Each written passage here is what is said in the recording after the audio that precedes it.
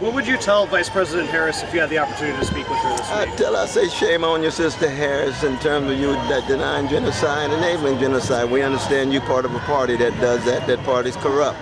That party's blind. That party's short-sighted. It's callous. And she said, well, that's my party. I said, then your party deserves indictment. And you got Gangster Trump on the other hand. Your party deserves indictment. Then you got a system that sustains both parties. That system deserves indictment. And we trying to create some alternative vision, some alternative witness organizations to provide some way of preserving a hopeful, oppressed people around the world. It's an old message. We just had to keep it fresh. We just had to keep it, put a smile on Martin King's face. You know what I mean? He set a high standard. He did. Yes, he did. All right. Dr. West? J.D. Vance. Oh, J.D. Vance. Yeah, J.D. Vance is a grand example of what it means to sell your soul for a mess of Trump pottage. Yeah, but it's part of the professional managerial class. He's not the only one.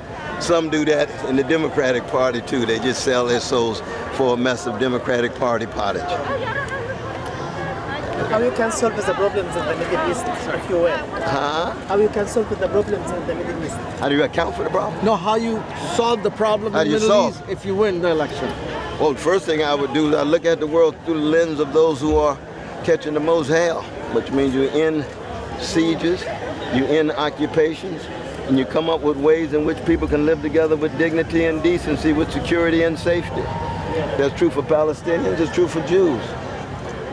Living together with decency and dignity in such a way that your security is not predicated on crushing somebody else's neck.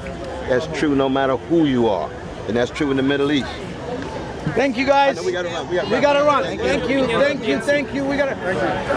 Right here, right here. You can walk back.